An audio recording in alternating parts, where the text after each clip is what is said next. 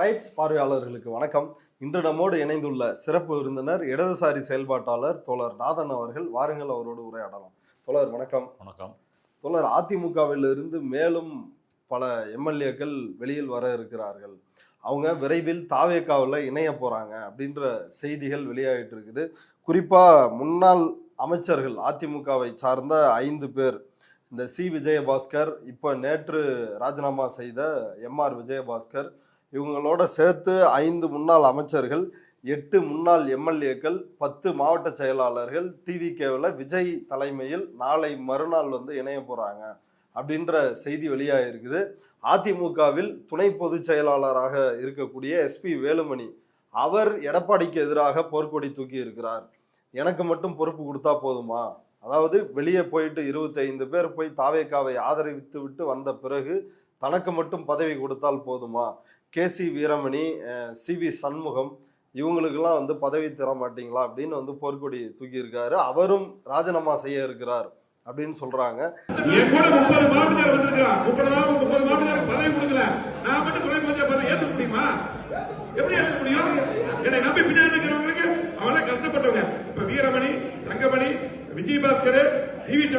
இந்த அரசியல் நிலைமை குறித்து உங்களுடைய கருத்து என்ன? குதிரை பேரம் கொடி கட்டி பறக்குது. அதுதான் முதல்ல. அதிமுக உள்கட்சி பிரச்சனையெல்லாம் ரெண்டாவது தான். தாவேகா எந்த அளவுக்கு இதில் ஒரு அதிகார வெறியோடு இருக்கிறாங்க அப்படின்றதான் இது முதல்ல காட்டுது. இந்த குதிரை பேரம் குறித்த குற்றச்சாட்டுகள் ஒவ்வொரு நாளும் வந்த பிறகுமே கூட இவர்கள் அதை நிறுத்துவதாக இல்லை, தொடர்ந்து அப்படி முயற்சி பண்ணிட்டு இருக்கிறாங்க. வைகோ சொன்னார் இல்லையா, மதிமுக எம்எல்ஏக்கள் 2 பேர் ராஜினாமா பண்ண சொன்னார். நீங்கள் எங்கே சொல்கிறீங்களோ அவங்க பிரச்சாரம் பண்ணுறேன், ஜெயிக்க வைக்கிறது என் பொறுப்பு, இப்படி விஜய் சொன்னதா பொதுக்குழுவில் பேசிட்டு மீடியாட்டையும் பேசியிருக்காரு. 2 எம்எல்ஏக்களும் அவர்கள் ராஜினாமா செய்தால் இடைத்தேர்தல் வரும்.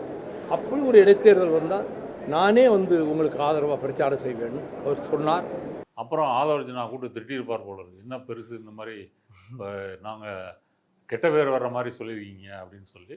அதற்காக ஒரு ப்ரெஸ் மீட் வைத்து அது விஜய் சொல்லவில்லை, நான் தான் சொன்னேன் அப்படின்னு தெளிவாக சொல்கிறாரு. முதலமைச்சர்கிட்ட நான் தான் சொன்னேன், 2 பேரை ராஜினாமா செய்ய சொல்கிறேன், அதை ஜெயிக்கணும், நீங்கள் அதில் பிரச்சாரத்துக்கு செஞ்சால் நல்லா இருக்கும்னு சொல்லி நான் தான் சொன்னேன்.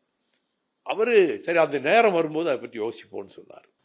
அப்போ இதில் என்ன தெரியுது அப்படின்னு சொன்னால், அந்த 108 அப்புறம் 107 திருச்சி கிழக்கு ராஜினாமா பண்ண பிறகு அந்த நம்பர் அவங்களுக்கு போதுமானதாக இல்லை.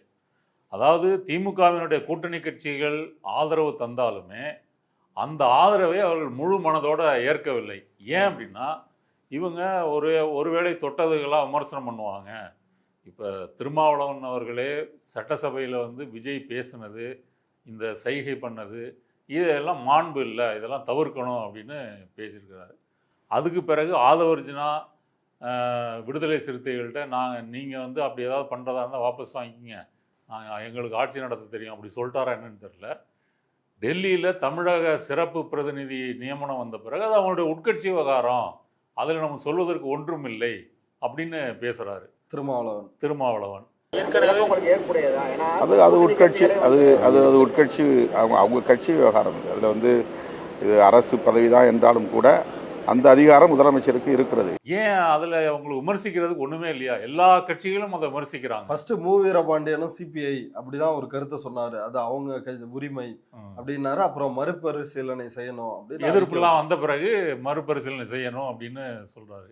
அப்போ இதெல்லாம் எதை காட்டுகிறது அப்படின்னு சொன்னால், விஜய் விக்கிரவாண்டி மாநாட்டில் சொன்ன ஆட்சியிலும் பங்கு அதிகாரத்திலையும் பங்கு அப்படின்னு விஜய் பேசுனது இருக்கு இல்லையா, நிறைய பேர் என்ன நினச்சிட்டாங்க, விஜய் ஒரு பெருந்தன்மையோடு செய்கிறாரு. ஆமாம், அந்த பெருந்தன்மைன்றது ஒரு பண்ணையார்த்தனத்திலேருந்து செய்கிறது. எனக்கு தனிப்பெரும்பான்மை கிடைக்கக்கூடிய அளவு நான் வெற்றி அடைந்தாலும் ஆட்சியிலும் பங்கு அதிகாரத்திலும் பங்கு அப்படின்னு சொல்லுவேன். இது ஒரு ஆட்டம் பாம்பு அப்படின்னு சொன்னார். விஜயை அப்படி இவர்கள் விமர்சிப்பதை அவர் விரும்பவில்லை. யார், சிபிஐயோ எம்ஓ அல்லது விசிகாவோ ஒரு மென்மையாக கூட அப்படி விமர்சிப்பதை அவர் விரும்பவில்லை. அப்படின்னா என்ன செய்யணும், தன்னுடைய சொந்த பலத்தில் 118 அடையணும். இப்போ காங்கிரஸை பொறுத்த வரைக்கும் அவங்கள்ட்ட அந்த பிரச்சனை இல்லை, அவங்க விஜயோட சேர்ந்து 2.5 கலந்துட்டாங்க, எதையும் விமர்சிக்கிறது இல்லை, சொன்ன வக்காலத்து வாங்குறாங்க. ஆமா. ஆனால் இவர்கள் அதுக்கு பொருத்தமா மாணிக்கம் தாக்கூர் அவரையும் கொண்டு வந்திருக்காங்க. ஆமாம் கொண்டு வந்திருக்காங்க. தலைவரா நேற்று அவர் பதவியேற்பு விழாலே எல்லாரும் பயங்கரமாக பேசுகிறாங்க. மாணிக்கம் தாக்கூர் பதவியேற்பு விழாலே பிரவீன் சக்கரவர்த்தி என்ன சொல்கிறாரு, 29ல் ராகுல் காந்தி சத்தியமூர்த்தி பவன்ல இருந்தால் பிரதமர் இதுக்கு பயணித்து போவார் அப்படின்றாரு. விஸ்வநாதன் பேசும்போது இது மட்டும் தேர்தலுக்கு முன்னாடியே கூட்டணி அமைத்திருந்தால் 70 எம்எல்ஏக்கள், இன்னைக்கு வந்து 10 அமைச்சர் ஒரு துணை முதலமைச்சர் சைரன் வச்ச காரு இப்படின்னு காங்கிரஸ் பேருக்கு எங்கேயோ போயிருக்கோம் இப்படிலாம் பேசுகிறார். அதனால் அவங்கள பொறுத்தவரை அவங்கள்ட்ட இருந்து விமர்சனம் வரப்போகிறதில்ல. இவங்க வந்து தொட்டதுக்கெல்லாம் வந்து தொட்டாச்சினிங்க மாதிரி இப்படி விமர்சிக்கிறது விஜய்க்கு விரும்பவில்லை. அதனால் ஆரம்பத்திலிருந்தே அவர்கள் இந்த நம்பரை எப்படி அதிகப்படுத்துவது என்ற குதிரை பேரத்தில் இறங்கியிருக்கிறாங்க. அந்த குதிரை பேரத்தில் முக்கியமான அவர்கள் ஈடுபடக்கூடிய கட்சி வந்து அதிமுக. அதற்கு பொருத்தமாக இருக்குது. ஏன்னா எடப்பாடி 11வது முறையாக தோல்வியடைந்து விட்டார். அடுத்தது நம்பிக்கை தீர்மானத்தில் எஸ்பி வேலுமணி சிவி சண்முகன் டீமும் 25 எம்எல்ஏக்களை வரவழைத்து இவர்களுக்கு ஆதரவாக ஓட்டு போட்டிருக்காங்க. அப்போ டிவிகேவுக்கு கட்சி தாவும் தடை சட்டம் இதன் மூலம் வந்து பிரச்சனையெல்லாம் வராது அப்படின்னு நினச்சிக்கிட்டு இருந்தாங்க. அப்புறம் பிரச்சனை வரும்னு சொல்லி அவங்களுடைய லீகல் டீம் சொன்னதால் என்னவோ அந்த டீலிங் வந்து தள்ளி போச்சு அல்லது ரத்து செய்யப்பட்டிருக்கும். வேறு ஏதாவது பேசியிருக்கலாம். அதுக்கு பதிலாக நீங்கள் ஒவ்வொருத்தராக ராஜினாமா பண்ணிட்டு வாங்க, அப்படி நீங்கள் ரிசைன் பண்ணிட்டீங்கன்னா இந்த கட்சி தாவல் தடை சட்டம் வந்து அதில் பிரயோகிக்க முடியாது அப்படின்னு அவங்க சொல்லியிருக்கலாம். அதன்படி வரிசையாக ஃபஸ்ட்டு 4 எம்எல்ஏக்கள், அந்த 4 எம்எல்ஏக்களும் இப்போ சபாநாயகரை பார்த்து கைப்பட எழுதின ராஜினாமா கடிதம் கொடுக்குறாங்க. அடுத்ததாக மேலே ஒரு ஃப்ளோர் ஏறி போய் உடனடியாக ஆதவர்ஜினா பொன்னாடை போட்டு உறுப்பினர் அட்டை தாவேகா உறுப்பினர் அட்டையை வாங்குகிறாங்க. இந்த குதிரை பேரத்தை கூட திமுக கூட்டணி கட்சிகள் லைட்டாக விமர்சனம் பண்ணாங்க. அப்போ சிபிஎம் வந்து இது சரியில்லை, இது ஊக்குவிக்கக்கூடாது, நாங்கள் தான் ஆதரவு கொடுத்துட்டோம்ல அப்படின்னு. நான் ஒரு முறை சன் நியூஸ் டிபேட்டு போயிருக்கும்போது சிபிஐ சேர்ந்த தோழர் லெனின் அவர் கூட சொன்னார், நாங்களாம் விமர்சனம் பண்ணதுனால தான் இப்போ வந்து சி விஜயபாஸ்கரோட 5ஓட நிற்கிது, இல்லைன்னா அதிகமாக இருக்கும். விசிக தலைவரும் அதை சொன்னார். நாங்களாம் விமர்சிக்கலாம் 20 பேர் கூட வந்திருப்போம் போயிருக்குன்னு சொன்னார். ஆனால் இப்போ அவங்க சொன்னதுக்கெல்லாம் எதிராக எம்ஆர் விஜயபாஸ்கர் வந்திருக்கிறாரு. இன்னைக்கு நீங்கள் சொன்ன அந்த செய்தியின்படி பார்த்தா முன்னாள் அமைச்சர்கள் எம்எல்ஏக்கள் இப்படி ஒரு 10 மாவட்ட செயலாளர்கள் ஒரு பெரிய கேங்கே வரப்போகிறதா வேலுமணியும் வரப்போகிறதா சொல்கிறாங்க. ஜூலை 2ஆம் தேதி இந்த இவர்கள் சேர்ப்பதற்கென்றே ஒரு தனியாக ஒரு பிரம்மாண்டமான கூட்டம், அதில் விஜய் கலந்துக்குவார் அப்படின்ற செய்திகள்லாம் வருகிறது. ஆகவே விஜயை பொறுத்தவரை இந்த குதிரை பேரம் செய்தாவது தன்னுடைய பெரும்பான்மையை அதிகப்படுத்திக்க வேணும் அப்படின்னு அவர் நினைக்கிறாரு. தன்னுடைய சொந்த பலத்தில் இருக்கணும்னு நினைக்கிறாரு. அதனால் இந்த ஊழல் சக்தி என்று அவரால் கிண்டல் செய்யப்பட்ட விமர்சிக்கப்பட்ட அந்த அதிமுகவை உடைத்து அதில் இருக்கக்கூடிய அதில் முக்கியமாக ஊழல் குற்றச்சாட்டுகளுக்கு ஆளாக இருக்கக்கூடிய சி விஜயபாஸ்கர், எம்ஆர் விஜயபாஸ்கர், அப்புறம் எஸ்பி வேலுமணி இவங்கள்லாம் வந்தாலும் பரவாயில்ல அப்படின்ற அளவுக்கு போயிட்டாருன்னா அவர் மக்களையோ அரசியலையோ எவ்வளோ துச்சமாக மதிக்கிறார் அப்படின்னு தெரியுது. எடப்பாடியை பொறுத்தவரை ஒரு செய்வதறியாது திகைச்சு நிற்கிறார். பொதுச் செயலாளர் அப்படின்றத உறுதிப்படுத்திட்டோம். கட்சியோட எஸ்பி வேலுமணியோட நிற்குமா? அடுத்த சிவி சண்முகம் இவங்கெல்லாம் இருக்காங்களே. கண்டிப்பாக அதான் சொல்கிறேன். இது எம்ஆர் விஜயபாஸ்கர் சி விஜயபாஸ்கர் வந்த பிறகு இது பெருந்தலைகள்லாம் இதுக்கு வருவதற்கான அறிகுறி அப்படின்னே சொல்லலாம். அவங்க ராஜினாமா பண்ணிட்டு இன்னும் தாவேகால சேரலை. ஏன் சேரலைன்னா விஜய் முன்னாடி சேரணும், விஜய் வந்து கலந்துக்கிற நிகழ்ச்சியில் தான் சேரணும் அப்படின்றதில் உறுதியாக இருக்கிறாங்க. அப்படி பார்க்கும்போது சிவி சண்முகம் ஆரம்பத்திலிருந்தே அவர் எடப்பாடியோட முரண்பாடாகத்தான் இருக்கிறார். அந்த சட்டசபையில் நம்பிக்கை தீர்மானத்துக்கு வாக்கு போட்டதிலிருந்து அவர் எடப்பாடியை சந்திக்கவே இல்லை. எஸ்பி வேலுமணி எல்லாருமே அந்த கருத்தில் தான் இருக்கிறாங்க. அதனால் தங்களுக்கு இனி எதிர்காலம் என்பது இனி அதிமுக மூலமாக இல்லை. ஜெயலலிதா எம்ஜிஆர் போல ஒரு கவர்ச்சி மிக்க தலைவராக விஜய் இருக்கிறாரு. அப்போ விஜய் கட்சியில் சேர்ந்தால் மட்டும்தான் நமக்கு ஏதாவது வாழ்வு. இப்போ ஒன்றுமில்லாமல் இருந்த செங்கோட்டையன் இப்போ 5வது பொசிஷனில் அங்கே ஒரு மினிஸ்டராக இருக்கிறாரு, அவர் அவை தலைவராக இருக்கிறாரு. இதெல்லாம் பார்த்தா எஸ்பி வேலுமணிக்கோ சிபி சண்முகத்துக்கோ வயிறு எரியுமே. எப்படி இருந்த நம்ம வந்து இன்னைக்கு இப்படி ஆகிட்டோம், அவர் பாருங்கள் எங்கேயோ போயிட்டாரு, இப்போ ஜேசிடி பிரபாகரன் சபாநாயகராக இருக்கிறாரு.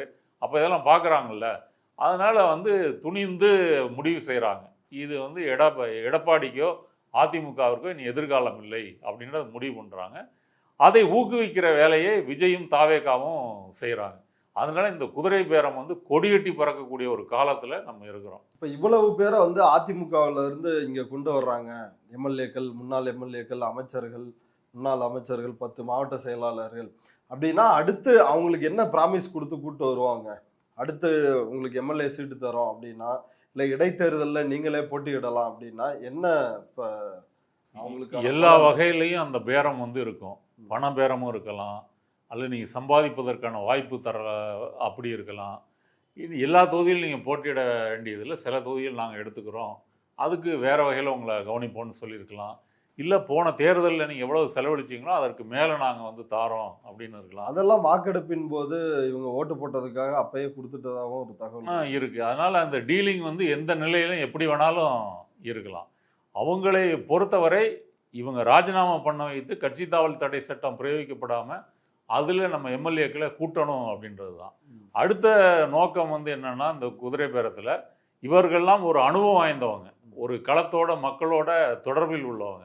அப்படி ஒரு கட்டமைப்பு வந்து தாவேகாவுக்கு இல்லை. அதிமுகவில் இந்த முக்கியமான முன்னாள் அமைச்சர்களை எல்லாம் இப்படி உடைத்து கொண்டு வருவதன் மூலமாக ஒரு கட்சி கட்டமைப்பு என்ற எந்திரத்தை தாவேகாவுக்கு ஏற்படுத்த முடியும். இன்னை வரைக்கும் போன தேர்தலையே வந்து விஜயின் முகத்துக்காகவும் விசில் சின்னத்துக்காகவும் போடப்பட்ட ஓட்டு தானே தவிர அப்படி ஒரு அடிப்படை கட்டமைப்பை வைத்துக்கொண்டு மக்களோட தொடர்பு கொண்டு அவங்க வாக்குகளை தாவேகா பெறவில்லை. அதனால் அந்த வகையிலையும் அவங்களுக்கு ஆதாயம்தான். ரெண்டாவது லீமா ரோஸ் இன்னமும் எடப்பாடி கூட தான் இருக்கிறாங்க, எம்எல்ஏவா, லால்குடி எம்எல்ஏ. அவர் எந்த நடவடிக்கையும் எடுக்கல. ஆமாம், எடுக்கலை. அடுத்தது ஆதவர்ஜனா அவங்களுடைய மருமகன் இங்கே தாவேகால இருக்கிறாரு. அடுத்தது லாட்ரி குடும்பத்தை பொறுத்தவரை லாட்ரி டிக்கெட் மூலமாக நம்ம சம்பாதித்தது அப்படின்றது ஒரு தேக்க நிலைக்கு வந்துருச்சு. நீ அடுத்த வேற இப்போ நம்ம அரசாங்கம் வந்திருக்கிறது, நம்முடைய அரசாங்கம், இதன் மூலமாக நம்ம வேற என்னென்ன கான்ட்ராக்ட் எடுத்து லீகலாகவே நம்ம சம்பாதிக்க முடியுமே அப்படின்ற முறையில் அவர்களும் இந்த அதிமுக உடைப்பு அவர்களை கொண்டு வருவதற்கு பின்னாடி அந்த குடும்பமும் இருப்பதற்கு நிறைய வாய்ப்பு இருக்குது. நீங்கள் சொன்னது மாதிரி இதற்கு முன்னாடி அந்த 25 பேர் ஓட்டு போடும்போது மற்றவங்க மேலாம் நடவடிக்கை எடுத்த எடப்பாடி லீமா ரோஸ் மேலே எந்த நடவடிக்கையும் எடுக்கலை.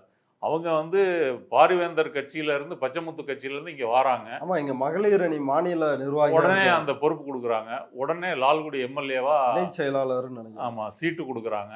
இப்போ இதையெல்லாம் பார்க்கும்போது அவங்க லாட்ரி குடும்பம் வந்து எடப்பாடிக்கு எவ்வளோ பணம் கொடுத்துருக்கோம் அப்படின்றது நமக்கு தெரியுது. இப்போ வந்து லீமா ரோஸ் அங்கேருந்து ஒவ்வொரு எம்எல்ஏவாக தூக்கி போட இங்கே ஆதவர்ஜனா கேட்ச் பிடிக்கிறாரு மாதிரி அப்படி தெரியுது. இந்த எண்ணிக்கை இன்னும் வருங்காலத்தில் இன்னும் அதிகமாக போகும். இந்த குதிரை பேரத்தினுடைய எல்லா பேரங்களும் இங்கே பேசப்படும். பணபலம், அதிகார பலம், பதவி, இப்படி எதுவாக இருந்தாலும் ஆளுக்கு தகுந்த மாதிரி இவங்க பேசுவாங்க.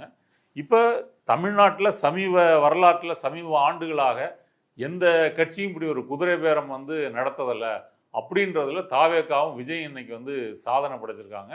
அது அதனால் அவர்கள் எல்லா ரெக்கார்டையும் இதில் முறியடிச்சிருவாங்க. விஜய்க்கு தாவேகாவை ஆதரிக்கின்ற இந்த கட்சிகள், விசிக, இடதுசாரிகள், ஐயுஎம்எல், இவர்கள் மீது அவருக்கு வந்து நம்பிக்கை இல்லை. அதனால தான் அதிமுகவில் இருந்து எல்லாரும் ராஜினாமா பண்ணுறாங்க, இங்கே வந்து இணையிறாங்க அப்படின்ற ஒரு கருத்தை வந்து சொல்கிறீங்க.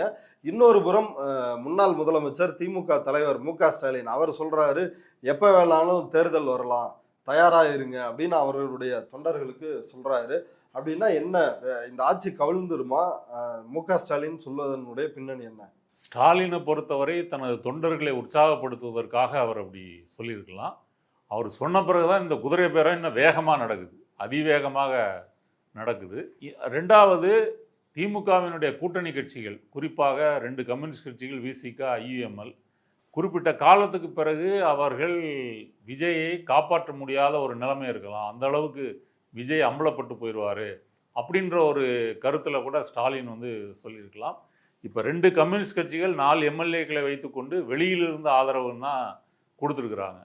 திருமாவளவன் அவர்களை பொறுத்தவரை முதலே சொல்லியிருக்கிறாரு, அந்த 4 பேர் சந்தித்த புதிய தலைமுறை நேர்காணல் என்ன சொல்கிறாரு, நாங்கள் தேவையான ராஜினாமா பண்ணுவோம், ஆதரவை வாபஸ் வாங்குவோம் அப்படின்லாம் சொல்லியிருக்கிறாரு. அல்லது வன்னியரசு அந்த நம்பிக்கை தீர்மானம் வரும்போது வன்னியரசு மோடி பிஜேபி அம்பலப்படுத்தி பேச முனைந்த போது சபாநாயகர் அவரை குட்டி உட்கார வச்சார்ல, நீங்கள் பேசக்கூடாது.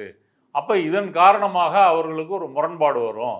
அவங்க இவ்வளவு நாள் வந்து பிஜேபி இந்துத்துவ ஆர்எஸ்எஸ்ஸை எதிர்த்து பாசிசம் வரக்கூடாது என்று ஒரு கொள்கைக்காக இருந்தவர்கள் அங்கே போய் சமரசம் பண்ண மாட்டாங்க அப்படின்ற மாதிரி அவர் நினைத்திருக்கலாம் ஸ்டாலின். ஆனால் எனக்கு என்ன தோணுது அப்படின்னு சொன்னால், இவர்கள் காலம் செல்ல செல்ல கொஞ்சம் கொஞ்சமாக விஜயோட விசிக தலைவர் திருமாவளவன் சொல்லிட்டாரு 5 ஆண்டு இந்த ஆட்சி வந்து தொடரும், ஒன்றும் பண்ண முடியாது அப்படின்னு சொல்கிறாங்க. இடதுசாரிகளும் 5 ஆண்டுகள் நாங்கள் ஆதரவு கொடுப்போம் அப்படின்ற முறையில் தான் சொல்கிறாங்க. அதை ஆனால் விஜயை பொறுத்தவரை இவங்க கருணையினால நம்ம வந்து ஆட்சி அமைக்கிறது என்பது வேண்டாம், நம்ம சொந்த பலத்தில் போன்றதான் விஜயனுடைய கருத்து.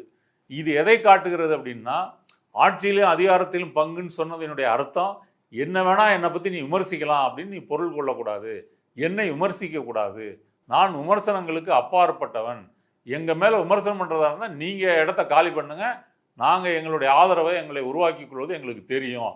அப்படி ஒரு நிலையை இன்னைக்கு விஜயோ தாவேக்காவோ ஆதவர்ஜுனாவோ அப்படி எடுத்துட்டதுனால தான் இந்த குதிரை பேரம் வேகமாக நடக்குது.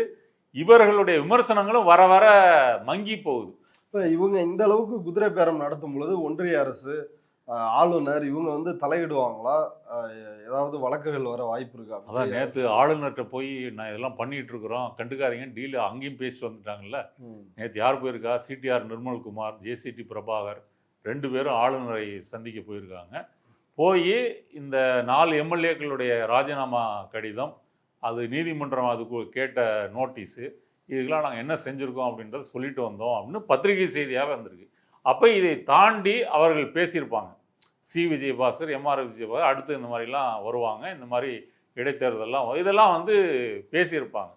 அப்போ பிஜேபியை பொறுத்தவரை விஜயின் மூலமாக திராவிட இயக்கத்தை அழிப்பது, தாவேகாவின் மூலமாக திமுகவை அழிப்பது அப்படின்ற வரைக்கும் அவங்க கொஞ்சம் விட்டு பார்ப்பாங்க அப்படின்னு தான் தெரிகிறது. இல்லைன்னா ஆளுநர் இவ்வளோ இணக்கமாக இவர்களோடு நடந்து கொள்ள தேவையில்லை. அவரே கூப்பிட்டு கேட்கலாம்ல, இப்படிலாம் செய்தி ஏன்னா ஆளுநர்கிட்ட எடப்பாடி தரப்பு புகார் கொடுத்துருக்குது. அந்த அடிப்படையில் அவர் வந்து விசாரிக்கலாம், வேற ஏதாவது கருத்து சொல்லலாம், இதற்கு தடை செய்யலாம், இல்லை பிஜேபி நேரடியாகவே இது பண்ணலாம், கோர்ட்டில் வந்து வழக்கு போட்டு இதை வந்து நிறுத்தலாம். இப்படி பல வாய்ப்புகள் அவங்களுக்கு இருக்குது. ஆனால் அங்கேயும் வந்து ஒரு சமரசம் அல்லது ஒரு அனுமதி கிடைத்த பிறகுதான் இந்த குதிரை பேர நடவடிக்கைகள் வந்து அதிகமாக இருக்கு அப்படின்னு தோணுது. ஓகே, இப்போ இது தொடர்பாக பிசிக தலைவர் திருமாவளவன் எம்எல்ஏக்கள் ராஜினாமா தொடர்பாக நேற்று அவரிடம் வந்து கேள்வி எழுப்பப்படுது. இப்போ அதற்கு அவர் என்ன பதிலளிக்கிறார் அப்படின்னா, இது வந்து ஒரு ஆரோக்கியமானது அல்ல, ஆனால் இது ஏன் நடக்குது அப்படின்றது வந்து தெரியலை அப்படின்ற மாதிரி சொல்லியிருந்தாரு. இது வந்து தமிழ்நாடு அரசியலுக்கு ஆரோக்கியமானதல்ல. என்ன பின்னணியில் அவர்கள் இதை செய்கிறார்கள் என்பது தெரியாது. இது அதிமுகவினுடைய உட்கட்சி விவகாரமாகவும் கடந்து செல்ல முடியவில்லை. இப்போ இன்றைக்கு வந்து அதிமுகவில் தொடர் பதவி விலகல் அக்கட்சியில் நிகழும் உட்கட்சி முரணை வெளிச்சத்துக்கு கொண்டு வந்துள்ளது. இது அதிமுகவில் பெரிய பிரச்சனையாக உள்ளது. அதிமுகவில் என்ன பிரச்சனை என்பதை பதவி விலகிறவங்கள்ட்ட தான் வந்து கேட்கணும், அவங்க தான் நாட்டு மக்களுக்கு தெரியப்படுத்தணும் அப்படின்னு சொல்லிருக்கிறாரு. அதிமுகவுக்குள் என்ன பிரச்சனை? மக்களால் தேர்ந்தெடுக்கப்பட்ட சட்டமன்ற உறுப்பினர்கள் பதவி விலகும் நிலை ஏற்பட்டு இருக்கிறது என்றால் அதிமுகவுக்குள் நிகழும் உட்கட்சி முரண்கள் என்ன என்பதைத்தான் நீங்கள் வெளிச்சத்திற்கு கொண்டு வர வேண்டும். இது பற்றி என்ன? இது அந்த அளவு ஒரு பரிதாபமான நிலையில திருமாவளவன் போயிட்டார் அப்படின்னு தான் தோணுது. இது உலகத்துக்கே தெரியும். இப்போ அதிமுகவினுடைய உட்கட்சி பிரச்சனையை பற்றி பேசுகின்ற திருமாவளவன் இந்த பக்கம் தாவேகா செய்கின்ற குதிரை பேரத்தை வந்து ஏன் அதை பேசலை? ஒரு நாணயத்துக்கு 2 பக்கம்னா அதை 2ஐயும் பேசணும்ல. அதாவது இவங்க குதிரை பேரத்துக்கு தீவிரமாக இருக்கும்போது அதிமுகவும் பலவீனமாக இருக்குது. அப்படி தான் அந்த 2 ஒன்று பொருந்துதே தவிர ஏதோ அங்கே பிரச்சனை நடக்கிறதுனால அவங்க இங்கெல்லாம் வரலை. இங்கே இவங்களுக்கு ஒரு ப்ராமிஸ் பண்ணுறாங்க, அது பணத்தினாலேயோ பதவினாலேயோ ஏதோ ப்ராமிஸ் பண்ணுறதுனால தானே அது வராங்க. இப்போ இல்லைன்னா எஸ்பி வேலுமணியோ 2 விஜயபாஸ்கரோ ஒன்றும் இல்லாமல் கையாட்டிட்டு வந்து ஒரு என்ன சமூக சேவை செய்கிறதுக்காக வராங்க தாவேக்காவுக்கு. அப்படி இல்லை, அது கண்டிப்பாக அவங்களுக்கு ஒரு ஆதாயம் இருக்கிறதுனால தான் வராங்க. அதை ஏன் இவரால் கண்டித்து பேச முடியவில்லை? இதை நம்ம முன்னாடி பல வீடியோக்களில் பேசியிருக்கிறோம்.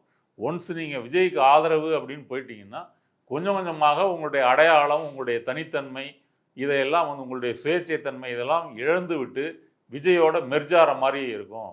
அதுக்கு பிறகு விஜய் என்ற ஒரு நட்சத்திர நடிகர் அவர் சொல்லுவதை கேட்டு தான் நம்ம கட்சிக்கோ நம்ம தேர்தலில் நம்ம நின்னா நமக்கு வாக்குகளோ வரும் அப்படின்ற நிலையை நோக்கி போகும். அதை நோக்கி இப்போ போயிட்டு இருக்குது. இப்போ 2 எம்எல்ஏ ஒரு அமைச்சர் இதற்கே திருமாவளவன் இந்த குதிரை பேரன்னு சொல்ல முடியாத ஒரு தர்ம சங்கடத்தில் இருக்கிறாரு அப்படின்னு சொன்னால், நாளைக்கு இவர்கள் 5 சீட்டு 10 சீட்டு கொடுத்து ஜெயிச்சிட்டாங்க அப்படின்னு வச்சுங்க, அது பிறகு நீங்கள் எந்த விமர்சனமும் வராதே. இன்னைக்கு காங்கிரஸுக்கு தானே நடக்குது. இப்போ காங்கிரஸ் வந்து இப்போ ஜோதிமணி எங்களுக்கு இந்த குதிரை பேரம் வந்து பிஜேபி செய்கிறது எங்களுக்கு உடன்பாடு இல்லை அப்படிலாம் சொன்னாங்க. இப்போ மாணிக்கம் தாகூர் வந்து அதை நியாயப்படுத்தினார். அவர் தான் இன்னைக்கு காங்கிரஸ் தலைவர். பிரவீன் சக்கரவர்த்தி ராஜ்யசபா எம்பி. இப்போ இவங்கெல்லாம் அதை கண்டிப்பாங்களா? இப்போ இந்த குதிரை பேரத்தினால பாதிக்கப்பட்ட பெரிய கட்சின்னா யாருன்னா அது காங்கிரஸ் தான். அந்த அளவுக்கு வட இந்தியாவில் எம்பிக்கள் எம்எல்ஏக்களே அவர்கள் இழந்திருக்கிறார்கள். அது போக வந்து சிவசேனா எம்பிக்களாக இருக்கட்டும், திரிணாமுல் காங்கிரஸ் எம்பிக்கள், இவங்களெல்லாம் வளைச்சி அடித்து அமித்ஷா கொண்டு போகிறாரு. அப்போ காங்கிரஸ் கட்சி அதை கண்டிக்காமல் இருக்கிறது காரணம் என்ன? அவர் 2 அமைச்சர்கள் என்பது அவங்க வாழ்நாளில் எதிர்பாராத ஒரு விஷயம். அதனால் அதை கண்டு காணாமல் இருக்கிறாங்க. இது திருமாவளவனுக்கு ஏற்படும், சிபிஎம்முக்கு ஒன்று அவங்க இதை கடுமையாக கண்டித்து ஒரு முரண்பாடு வந்து வெளியே வரணும். இல்லை இதெல்லாம் ஒன்றும் நாங்கள் பண்ணுற நிலைமையில் இல்லை அப்படின்னு வந்து சேரணும். இது 2 தாண்டி 3ஆவதாக ஒரு முடிவு எடுக்கிறதுக்கு அவங்களுக்கு முன்னாடி அப்படிப்பட்ட ஆப்ஷன்ஸ் எதுவும் இல்லை. இப்போ போகிற போக்க பார்த்தா இந்த வேகம் என்பது அதிகரிக்கும் போது விஜய் அம்பலப்படுவது மட்டுமல்ல, தாவேக அம்பலப்படுவது மட்டும் இல்லை, அதற்கு ஆதரவு கொடுக்கக்கூடிய கட்சிகளும் சேர்ந்து அம்பலப்படுவாங்க. இப்போ பத்திரிகையாளர்கள் கேட்பாங்கல்ல, ஐஎம்எல்லோ விசிக்கோ கம்யூனிஸ்டுகளோ சொல்லுங்கள் இதெல்லாம் நடக்குதே, உங்களுடைய கருத்து என்ன? அப்போ நீங்கள் தப்பிச்சு போக முடியாது. என்ன சொல்ல போகிறீங்க அப்படின்றதான் அதுக்கான அறிகுறி இப்போவே தெரியுது. இது அதிமுகவோட உட்கட்சி, ஏன் அப்படி நடக்குதுன்னு எனக்கு தெரியல, நீங்கள் அவங்கள்ட்ட தான் கேட்கணும், அவங்க தான் நாட்டு மக்களுக்கு சொல்லணும், இப்படிலாம் அவர் ஒன் சைடாக பேச வேண்டிய அவசியம் என்ன? இப்போ நீங்கள் பத்திரிகையாளர்கள் அப்படின்ற பற்றி பேசுகிறப்போ தான் இன்னைக்கு நடந்த பத்திரிகையாளர் சந்திப்பு. வைகோ அவர் வந்து நீ தினகரன் தானே அந்த பத்திரிகையாளர் அப்படின்னு சொல்லி பத்திரிகையாளர் ஒருவரை வந்து ஒருமையில் கடுமையாக வந்து தாக்கி பேசுகிறாரு. நீங்க மஞ்ச பத்திரிகா திட்டமிட்டு வந்திருக்கீங்க. இங்க யார் உங்களை ஏவி விட்டது? யார் ஏவி விட்டது? உங்க பத்திரிகை முதலாளி ஏவி விட்டுருக்காரு. உங்க பத்திரிகை முதலாளி ஏவி விட்டுருக்காரு. நீங்க தினகரனா இங்க உங்களுக்கு வேலை கிடையாது, வேலை கிடையாது, வெளியே போகலாம். அதாவது கமிஷன், கரப்ஷன், கலெக்ஷன் இதுதான் வந்து போன ஆட்சியில் இருந்துச்சு அப்படின்னு வைகோ குற்றச்சாட்டும் பொழுது, இது ஏன் நீங்கள் கூட்டணியில் இருக்கிறப்ப பேசலை அப்படின்னு அந்த பத்திரிகையாளர் எழுப்பிய ஒரு நியாயமான கேள்வி. அதற்கு வந்து அவரை உரிமையில் வந்து பேசி மதிமுக காரங்க வந்து அந்த பத்திரிகையாளரை வந்து தாக்க வந்து முயற்சி பண்ணது எல்லாம் வந்திருக்குது. அது பற்றி என்ன நினைக்கிறீங்க? கமிஷன் கமிஷன் கமிஷன் ஒரு சதுரடிக்கு இவ்வளவு ரேட் வச்ச ஒரே ஆட்சி திமுக ஆட்சி தான். இந்த கூட்டணியில் இருந்தாங்கிறத நான் மறைக்காத செய்யறேன். மனசாட்சி என்ன விரோதம்? உங்க கருத்தை நான் ஏன் ஏத்துக்கணும்? வேலை அனுப்பி என்ன வேலை கிடையாது. வைகோவை பொறுத்தவரை இந்த குதிரை பேரத்தை மிக வெளிப்படையாக வெளிச்சத்துக்கு கொண்டு வந்தவர் வைகோ தான். அதுக்காக நம்ம வைகோவுக்கு ரொம்ப நன்றி கடன் பட்டிருக்கோம். மற்றவங்க யாரும் இப்படி வெள்ளையந்தியா இப்படி உண்மையை சொல்லிடல. படங்கள்லாம் போடுறாங்க வரிசையா, ஒவ்வொரு கதவா தட்டி அப்படியே ரத்தம் எல்லாரும் உள்ள இருந்து வெளில வர மாதிரி. அடுத்து வைகோ வந்து இப்ப டிவிக்கு கதவை வந்து தட்டுறாரு அப்படின்னு கையில ஒரு கோடாலியோட ஒரு படம் வந்து சோசியல் மீடியால. அதனால அதுக்கு நம்ம அவருக்கு கடமைப்பட்டிருக்கிறோம். வைகோவை பொறுத்தவரை அவர் கட்சி வந்து ஒரு அஸ்தமன காலத்திலேருந்து எல்லாம் முடிஞ்சிருச்சு அப்படின்ற நிலைமையிலேருந்து இப்போ ஒரு கனவு காணுவதற்கான ஒரு வாய்ப்பை தாவேக்காவும் விஜயும் கொடுத்துருக்குறாங்க. விஜய் வீட்டுக்கு வந்த போதே அவர் வீட்டில் வேலை செய்கிறவங்கெல்லாம் இவங்கெல்லாம் உங்களுக்கு தான் போட்டிருக்காங்க, விசிலுக்கு தான் போட்டிருக்காங்க அப்படின்னு பெருமையாக சொல்லியிருக்கிறாரு. அப்போ தன்னுடைய வீட்டில் வேலை செய்கிறவங்கள கூட தனது கூட்டணிக்காக அவர்களை திருப்புகின்ற ஆற்றலை இழந்து விட்ட வைகோ அப்படி இருந்திருப்பார். இப்போ திமுக கூட்டணி கட்சிகள் விஜய்க்கு ஆதரவு கொடுக்கும்போது ஒன்று யோசிச்சிருப்பார். எல்லாரும் வந்து அவங்கவுங்க சின்னத்தில் நின்னாங்க, 2 எம்எல்ஏ ஒரு அமைச்சர்னு போயிட்டாங்க, நம்ம அந்த வரலாற்று வாய்ப்பை இழந்து விட்டோமே, உதயசூரியன் சின்னத்தில் நின்னதுனால நம்ம இன்னைக்கு அதை பெற முடியாமல் போயிடுச்சு அப்படின்னு வருத்தப்பட்டிருப்பார். அடுத்தது இந்த 2 எம்எல்ஏக்களை ராஜினாமா பண்ண சொல்லும்போது அவங்க முடியவே முடியாதுன்னு சொல்லியிருக்காங்க. என்ன காரணம் அப்படின்னா, அந்த 2 எம்எல்ஏ சீட்டு வெற்றி என்பது அவங்க வாழ்நாளில் கிடைத்த மிகப்பெரிய ஒரு விஷயம். அதை விட்டு கொடுப்பதற்கு தயாராக இல்லை. ஏன்னா அதை ராஜினாமா பண்ணிட்டா திரும்ப அவங்களுக்கு சீட்டு கொடுக்க மாட்டார் வைகோ. வைகோவே நிற்கிறது கூட வாய்ப்பு இருக்குது. ஏன்னா ஜெயிச்சா அமைச்சர் இல்லை. அப்படி இருக்கும்போது கொடுக்க மாட்டார். அதனால் இருக்கிற சீட்டை விற்றுட்டு அவங்க வருவதற்கு தயாராக இல்லை.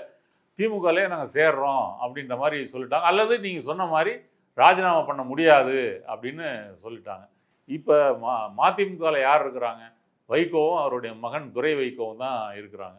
2 எம்எல்ஏக்களை ராஜினாமா பண்ண சொன்ன வைகோ தனது மகனை ராஜினாமா பண்ண சொல்லுவாரா? பண்ண சொல்ல மாட்டார். ஏன்னா அவர் தீப்பெட்டி சின்னத்தில் ஜெயிச்சிருக்காரு. ஆனால் அதுவும் திமுகவினுடைய ஆதரவுனால் வெற்றி பெற்றது தான் துரை வைகோ. அவரை ராஜினாமா பண்ண சொல்லி சமூக வலைத்தளங்களே எல்லாம் கேட்டபோது அதிலெல்லாம் அதுக்கு அவர் தயாராக இல்லை. தனி சின்னன்றதுனால அதுக்கு ஒரு நியாயம். இவங்க 2 பேர் தான் இருக்கிறாங்க. விஜயினுடைய ஆதரவு அப்படின்றது இவங்க கட்சி வந்து இன்னும் கொஞ்சம் ஒரு காரில் ஏற்றி கொண்டு போகக்கூடிய அளவு தொண்டர்கள் உள்ள மதிமுக கட்சி இன்னும் 2 கார் அளவுக்கு வந்து கட்சியை வளர்த்தலாம் அப்படின்ற மாதிரி ஒரு கற்பனையை, ஒரு ஆசையை வந்து விஜய் தூண்டி விட்டுருக்கிறார். அதனால் இவர் வலிந்து விஜயை ஆதரித்து பேசுவதாக இருக்கட்டும், ஜால்ரா அடிக்கிறதா இருக்கட்டும். அந்த பத்திரிகையாளர் சந்திப்பில் என்ன கேட்குறாரு? பத்திரிகையாளர் யதார்த்தமாக நீங்கள் இப்போ சொல்கிற குற்றச்சாட்டெல்லாம் முன்னாடியே சொல்லியிருக்கலாமே, அது கூட்டணி தர்மத்தில் வராதில்ல, கூட்டணி தர்மப்படியே சொல்லக்கூடாது, அதனால் சொல்லாமல் இருந்தேன்றார். அப்போ திரும்ப அவர் கேட்குறாரு. அப்போ தான் இவர், நீ தினகரனா நேற்றே அரை பக்கம் என்னைய விமர்சனம் பண்ணி எழுதியிருந்தீங்கல்ல, நான் கேஸ் போட போகிறேன் அப்படின்னு தன்னுடைய கண்ட்ரோலை அவர் இழக்கிறார். அப்போ அந்த இழக்கிற அளவுக்கு விஜய்க்கு அவர் ஜால்ரா போடுறாரு, தாவேகாவுக்கு ஆதரவு கொடுக்கணும் அப்படின்றத நினைக்கிறாரு. அதாவது மற்ற தலைவர்களை விட விஜய் அவர்களே உங்களுக்கு நான் ரொம்ப விசுவாசி, என்னுடைய விசுவாசத்தை நீ மற்றவர்களோடு ஒப்பிட முடியாத அளவுக்கு நான் நம்பர் 1ல் இருப்பேன் அப்படியா மாறிட்டார். அதனால் வந்து இப்போ எம்எல்ஏக்களை கையில் இல்லைன்னாலும் கூட இவர் தாவேகாவுக்கு ஆதரவு கொடுக்குற சவுண்டு வந்து ரொம்ப ஜாஸ்தியாக இருக்குது. அதனுடைய வெளிப்பாடு தான் இந்த பத்திரிகையாளர் சந்திப்பில் நடந்த இந்த பிரச்சனைகள். ஓகே தோழர், இவ்வளவு நேரம் நம்முடைய பார்வையாளர்களுக்காக நேரத்தை ஒதுக்கி கருத்துக்களை பகிர்ந்துட்டது மிக்க நன்றி. நன்றி.